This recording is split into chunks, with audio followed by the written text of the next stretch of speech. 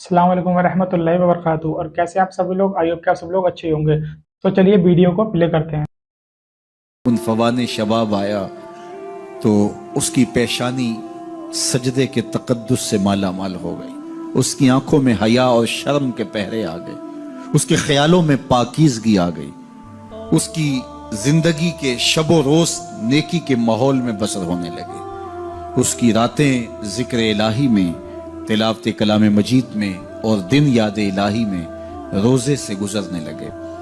वो जवान जिसकी जवानी अल्लाह की इबादत में गुजरी, क्योंकि जवानी अगर इबादत में गुजर गई तो बुढ़ापा तो पुरनूर है ही है। सबसे मुश्किल मरहला जिंदगी का जवानी का है। शैतान ज्यादा वरगलाता है किसी शख्स को जब वो जवानी के मरहलों से गुजर रहा होता है। तो जिसकी जवानी खैरियत के साथ गुजर गई और उसने अपनी जवानी के तकद्दुस को महफूज रख के मंजिल तक पहुंचा लिया, अपनी इस्मत के जौहर की हिफाजत की, अपनी आबरू को लुटने नहीं दिया, अपनी आंखों की शर्म व हया पर पहरे बिठाए और आंख को बर्बाद नहीं होने दिया और अपनी जिंदगी के तकद्दुस का पहरा दिया, तो जो जवान अपनी जवानी को खैरियत के साथ गुजार गया। किसी ने कहा था ना, किताबे जीस्त का एक और बाब खत्म हुआ, शबाब खत्म हुआ, एक अजाब खत्म हुआ।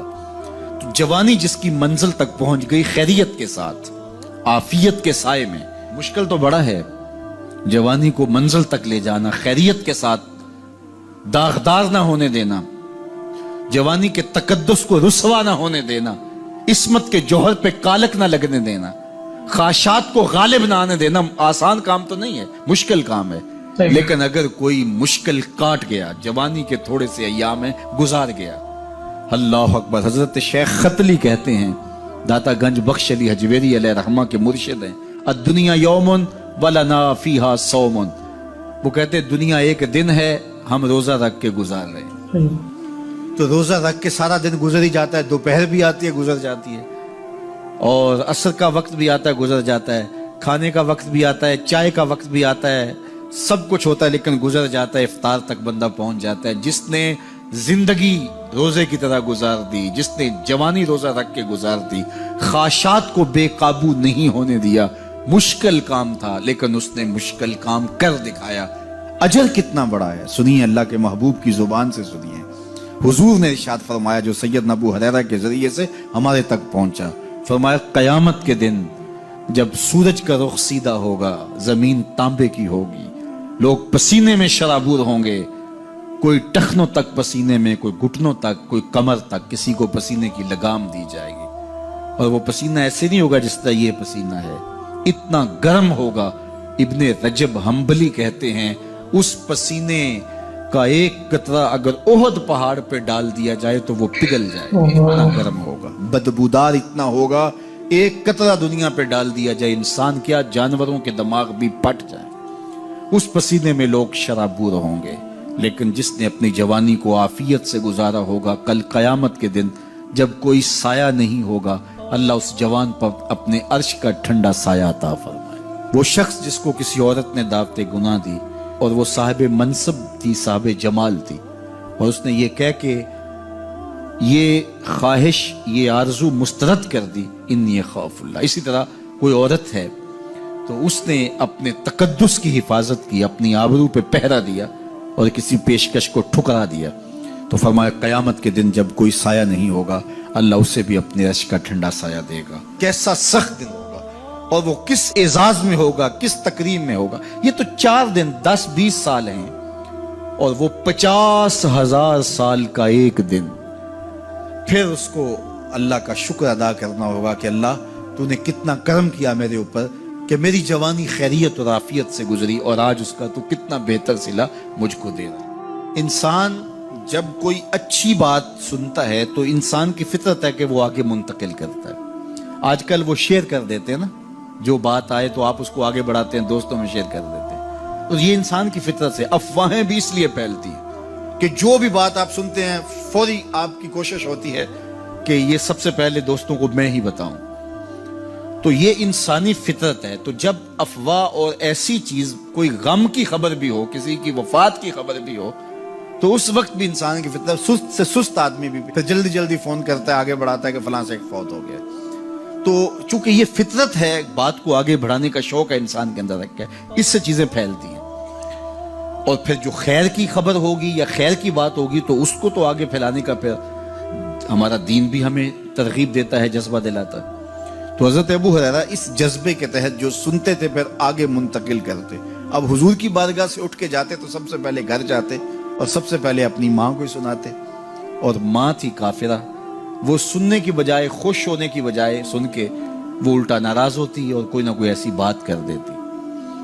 سید ابو ہریرہ سے گوارا نہ ہوتا. ایک دن انہوں نے کوئی ایسی بات کر دی کہ حضرت سیدنا ابو ہریرہ رضی اللہ تعالیٰ عنہ نے فیصلہ کر لیا کہ آج ماں کو چھوڑ دینا ہے، کیونکہ میں یہ گوارا نہیں کرتا کہ میرے آقا کے بارے میں کوئی ایسا جملہ کوئی بولے. اور تھی گھر میں ماں ہی، بھائی بھی کوئی نہیں تھا، بہن بھی کوئی نہیں تھی، باپ بھی فوت ہو گئے تھے، شادی بھی نہیں ہوئی تھی. تو ماں ہی ماں گھر میں، اور ماں اور بیٹا اکٹھے رہتے ہو تو پھر محبت بھی مثالی ہوتی ہے. تو اب ماں ہی ایک رشتہ ہے مادی دنیا کے اوپر. تو حضرت ابو ہریرہ رضی اللہ تعالیٰ عنہ نے فیصلہ کر لیا کہ چھوڑ دینا ہے. چھوڑ کے گھر سے نکلے، لیکن دل ڈوب رہا ہے کہ ایک ہی تو رشتہ تھا، وہ بھی گیا. افسردہ ہے، حضور کی خدمت میں پہنچے. دل و قلب و نگاہ کے مرشد اولین نے ابو ہریرہ کی اداسی دیکھی تو فرمایا ابو ہریرہ کیا بات ہے؟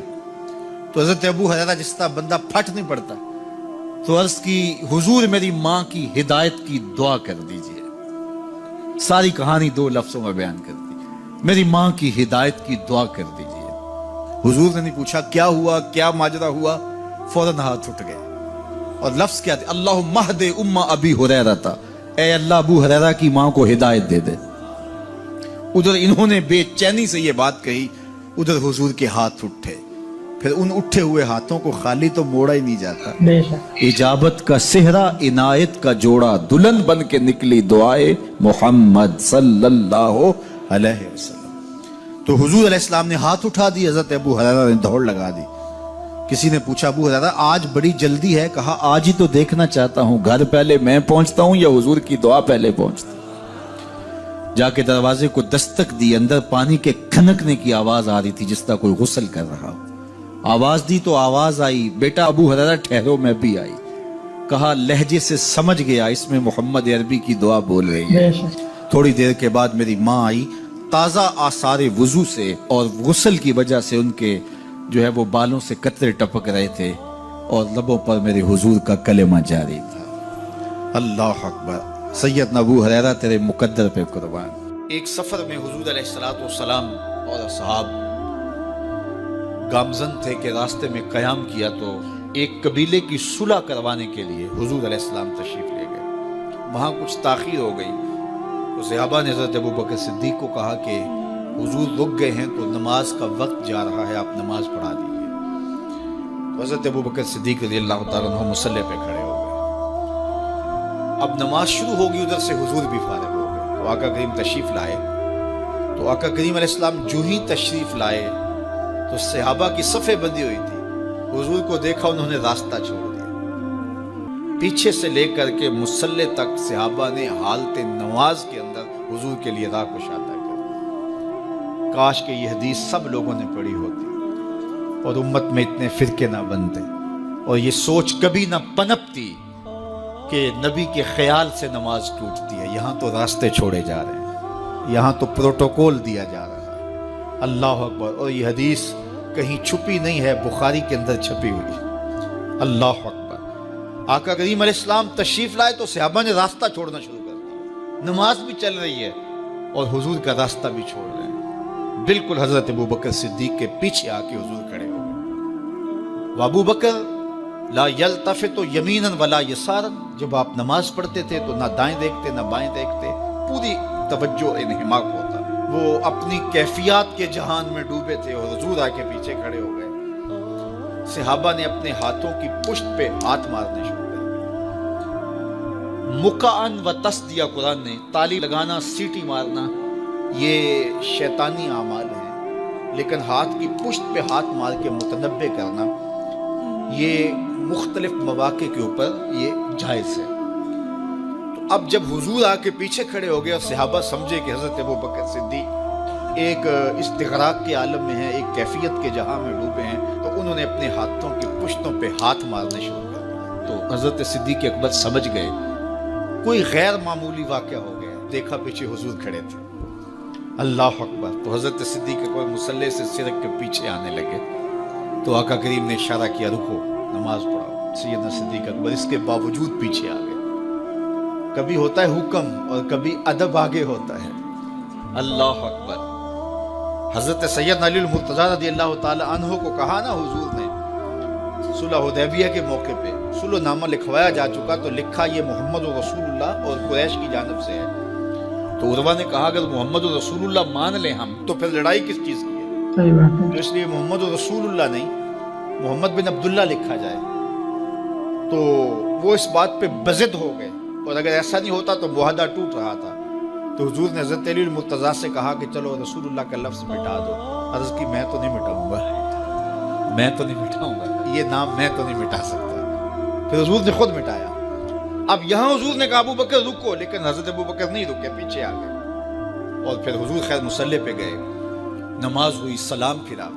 تو حضرت ابو بکر صدیق رضی اللہ تعالیٰ عنہ کو حضور نے کہا ابو بکر جب میں نے کہا تھا تم رکے رہو تو تم کیوں پیچھے آئے؟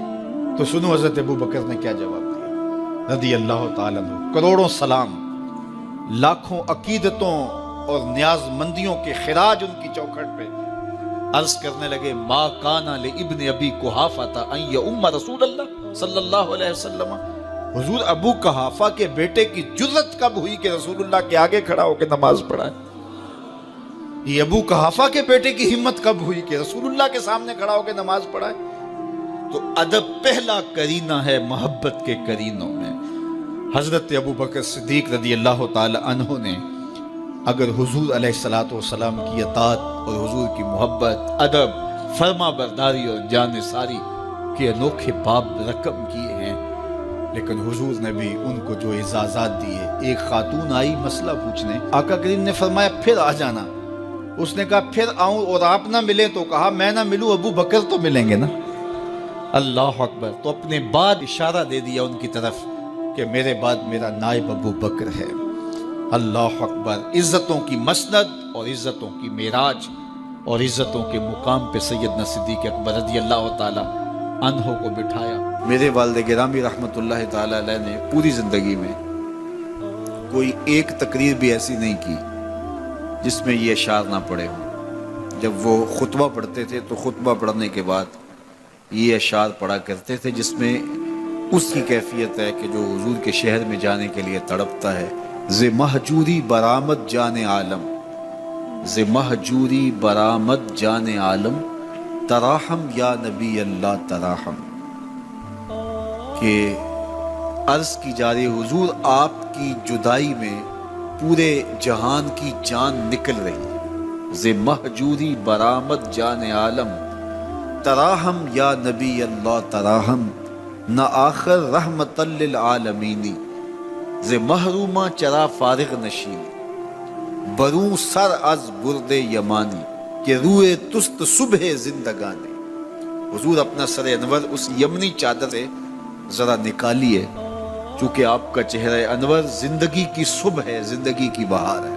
ادیم طائف نعلین پاکن، شراک از رشتہ جاں ہائے ماکن۔ اللہ اکبر۔ جامع علیہ رحمہ کا انداز کتنا دل آویز ہے۔ وہ کہتے ہیں حضور آپ طائف کے بنے ہوئے چمڑے کے جوتے پاؤں کی زینت بنائیں۔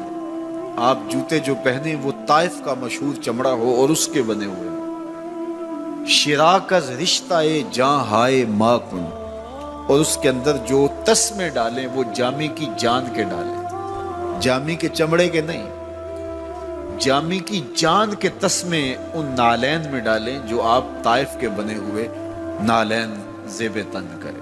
وہ ایک شاعر کہتا ہے عربی کا کہ یا لیتنی کنت تربت ایبتکم فلتسمت نعالک ذاک کدی۔ کاش میں مولوی نہ ہوتا، وہ بہت بڑا شیخ الحدیث گزرا ہے، تو وہ کہتا ہے میں کاش شیخ الحدیث نہ ہوتا، میں مولوی نہ ہوتا، مدینے کی گلی کی مٹی ہوتا، حضور گزرتے تلووں کو چوم لیتا۔ چے باشد گر کنی سوئم نگاہے، ہمیشہ گر نہ باشد گاہے گاہے، نگاہ یا رسول اللہ نگاہ